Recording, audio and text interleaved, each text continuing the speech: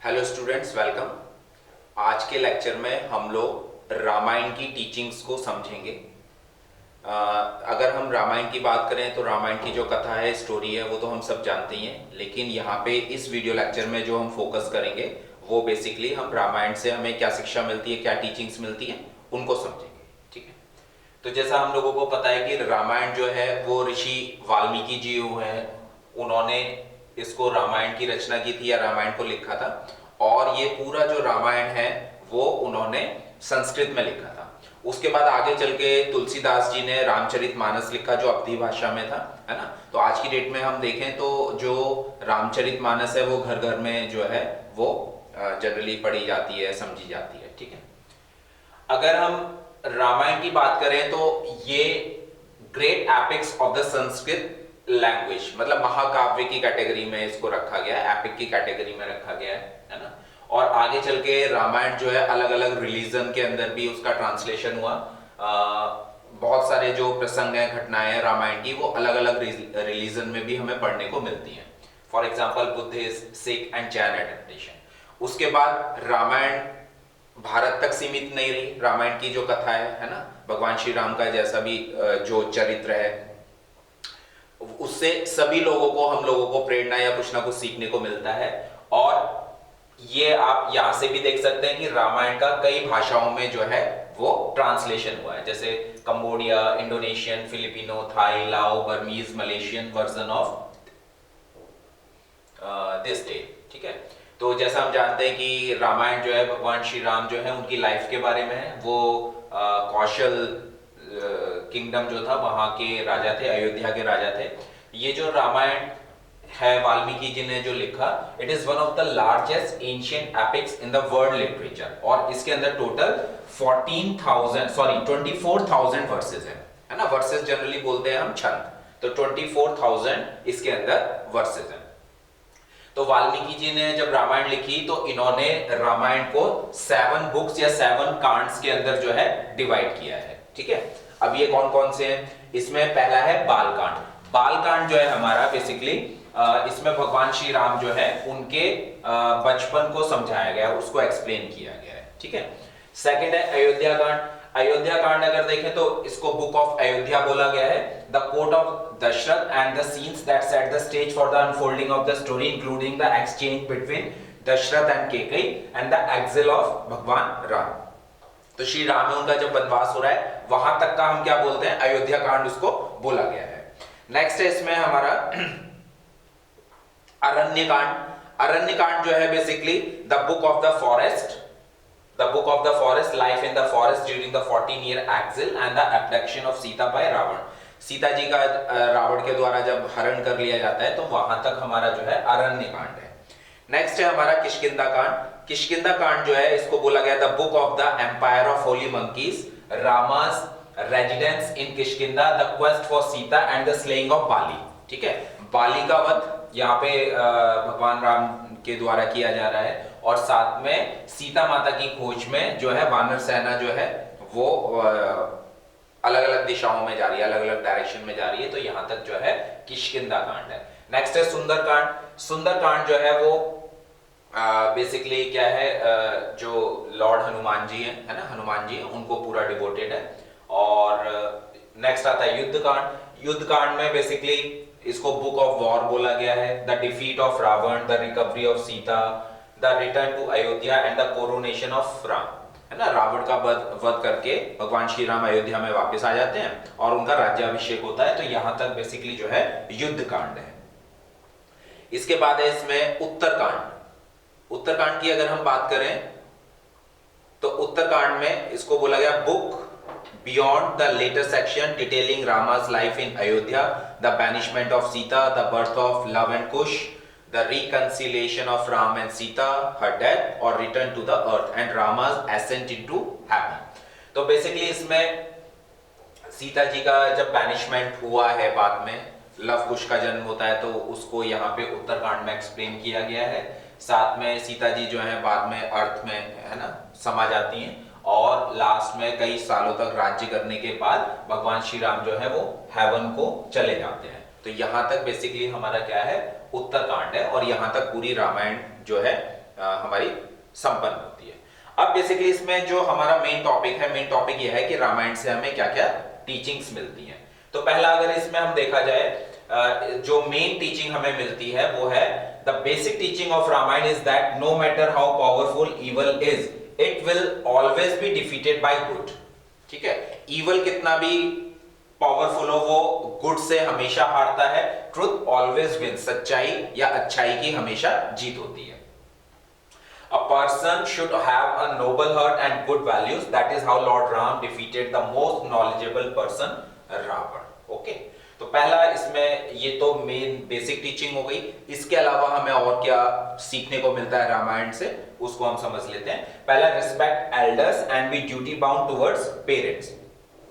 अपने पेरेंट्स को अपने पेरेंट्स जो भी हमें रिस्पॉन्सिबिलिटी दे रहे हैं उसको हम फुलफिल करें और बड़ों का आदर करें, है ना। तो इसमें भगवान श्री राम का एग्जाम्पल दिया गया है इस टीचिंग में। और राम लेफ्ट फॉर वनवास आफ्टर, जब उन्होंने दशरथ जी के वचन निभाने के लिए, 2 वचन है ना निभाने के लिए अपने फादर की आज्ञा मान के वो 14 साल के लिए कहां चले गए, वनवास में चले गए। सेकंड है, remain United with siblings even during the toughest of time. आपके जो भी ब्रदर सिस्टर्स हैं उनसे हमेशा आप मतलब बना के रखें, है ना, यूनाइट होके रहें, आपके सामने किसी भी तरह की सिचुएशन आ जाए। तो इसमें भरत जी का एग्जांपल है और लक्ष्मण जी का एग्जांपल है। Bharat refuse to accept the throne after his father's demise and waited for Ram to return from his vanvas. Lakshman accompanied his brother Ram for the 14-year long vanvas. Lakshman ji को वनवास नहीं मिला था लेकिन वो अपने भाई का साथ देने के लिए जो है उनके 14 साल तक उनके साथ रहे। और भरत जो है उन्होंने 14 साल तक वेट किया, है ना। तो भगवान श्री राम के जो क्या कहते हैं फुटवियर्स या खड़ाऊ हैं उनको रख के उन्होंने 14 साल तक राज्य को संभाला। नेक्स्ट है, be deeply committed to your duties. जो भी आपकी ड्यूटीज है उसके प्रति आप हमेशा कमिटेड रहें। तो भगवान श्री राम जो है वो सीता जी के हस्बैंड भी हैं और साथ में अयोध्या के राजा हैं। अब अयोध्या के राजा हैं तो बेसिकली अपनी प्रजा को खुश रखना उनकी एक जो राजा की ड्यूटी होती है ना, तो वो उनकी एक मेन ड्यूटी है। तो अपनी प्रजा को खुश रखने के लिए सीता जी को बाद में कहां जाना पड़ा, फॉरेस्ट में जाना पड़ा। बैनिशमेंट ऑफ सीता जो हम बात करते हैं, clear. Then choose the path of righteousness, हमेशा सच का साथ दें, सही डायरेक्शन में हम लोग चलें। तो इसमें विभीषण का एग्जाम्पल दिया गया है। विभीषण जो है जब उनको ये पूरा तरीके से आइडिया हो गया कि रावण सही दिशा पे नहीं है तो वो रावण का साथ छोड़ के भगवान श्री राम के साथ आ गए थे। He knew his brother had committed a sin by abducted someone, a married lady. Okay.